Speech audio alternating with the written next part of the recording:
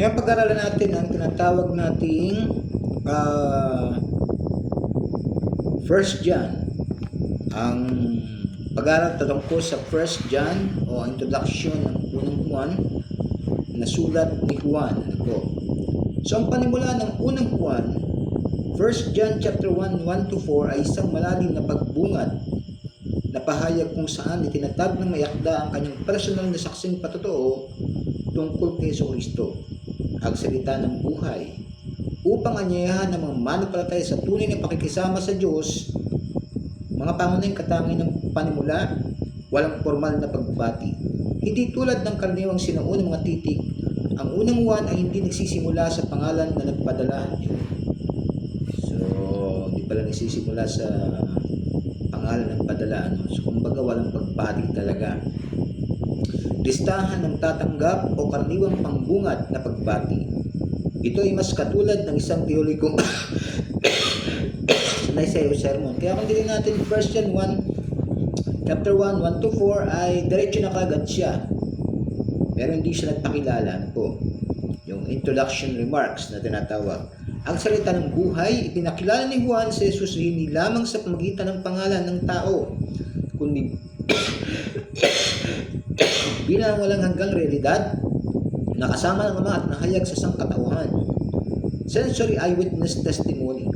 Binibigyan din ni Juan ang pisikal na realidad sa pamagitan ng pagsasabi na siya at ang apostol aktwal na narinig. Ibig narinig talaga nila sa Jesus. Ano po? Kaya tinawag na eyewitness. Ano po? Nakita ng kanilang mata at nahawakan ng kanilang mga kamay tungkol sa salita ng buhay. Ito ay direktang sumasalungat sa mga unang maling aral tulad ng Gnosticism, Docetism, nagsasabing si Jesus ay walang tunay na pisikal na katawan. Ang layunin of fellowship and joy. Sinabi ni Juan ang kanyang layunin ay bahagi ang nagbibigay buhay na mensaheng ito upang ang mga mababasa ay makibahagi sa pakikisama, koinonia sa mga apostol at sa pamagitan na kasama ng Ama at ng kanyang anak na si Jesucristo na ginagawang ganap ang kanyang kagalakan. So dumako naman tayo sa background. Ang unang Juan ay isang sinaunang liham sa bagong tipan na isinulat upang bigyan ng katiyakan ang mga mananampalataya sa kanilang pananampalataya at bigyan sila ng babala laban sa mga naguro. So tingnan natin yung mayakda naman at petsa o yung writer. Ano po? So yung mayakda, traditional iniugnay kay Apostol Juan ang alagad na minahal ni Jesus, bagamat hindi nagpapakilala, ang bokabularyo at estilo nito ay tumutugma sa Ebanghelyo ni Juan. So, tingnan natin yung petsa ng pagkakasulat. Isinulat noong AD 85 to 95, malapit sa katapusan ng unang siglo, malamang mula sa Efeso. So, tingnan natin tagpuan at salungatan sa kasaysayan. Number 1, ang komunidad. Ang simbahan na naharap sa isang masakit na pagkakahati o schism na dulot ng isang grupo ng mga huwad na guro ng malis sa komunidad. Ibig sabihin sa komunidad ng Kristiyano, walang problema sa pagkalisana, pero ang nangyari po kaya sa umalis dahil iba na yung teaching nila na po. So sabi pa rin pangalawa, ang maling pananampalataya. Ang mga maninilang na ito ay nagtaguyod ng maagang photo-gnostic na mga ideya. Tinatanggihan ng tunay na tao at banal na kaligtasan ni Kristo at nag-aangkin isang espesyal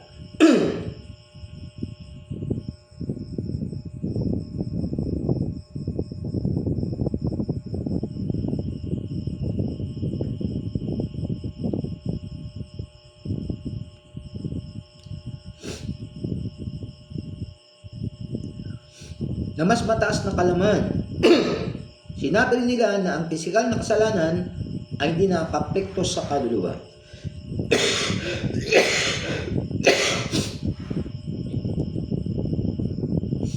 Pangunahing layunin ng pagsubok, pagtitiyak. Sumulat si Juan upang malaman ng mga mananampalataya. O yung Gnostics naman po, sila po yung naniwala na ang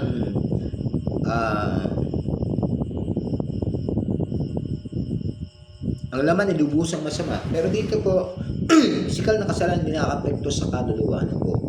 Pero syempre, ang kanilang paniniwala ay hindi naging tunay na tao si Jesus sapagkat bilang Diyos ay kapag siya naging tao o tunay na tao ay magiging masama din po siya. Bangon ng layunin at pagsubok, pagtitiyak o testing, test. Pagtitiyak, sumulat si Juan upang malaman ng mga mananampalataya na meron silang buhay na walang hanggan. So, past tense po ang ginamit dito. Ang tatlong pagsubok, binigyan ni Juan kanyang magbasa ng tatlong malinaw na paraan upang makita ang tunay na pananampalataya laban sa maling pag-angkin. Una, pagsusulit sa doktrina. Ipinapayag ba na isang tao na si Jesus ay tunay na Kristo na naparito sa laman? Ito po ang isang dapat pag-aralan po natin. Pangalawa, pagsusulit sa moral. Ang isang tao ba ay sumusunod sa mga utos ng Diyos at tumalikod sa isang pamumuhay ng kasalanan? At pangatlo, social test. Ang isang tao ba ay tunay na nagmamahal sa ibang mga Kristiyano sa araw-araw na aksyon? Ano po ang kakaiba ng ang uniqueness ng unang Juan? Ang unang Juan ay natatangi sa bagong tipan dahil wala itong tradisyonal na personal na pagbati, isang formal na pirma sa pagsasara at namang direktang panipi mula sa lumang tipan, katangi-tanging istruktural, walang formal na panimula. Hindi sinasadsalian kung sino ang sumulat ito o pinangalanan ang mga partikular na tatanggap sa simula, walang pangwakas na pananalita. So ito po ang style, uniqueness ng sulat. Bigla itong nagtatapos ng walang personal na pagbati o uling pamamaalam.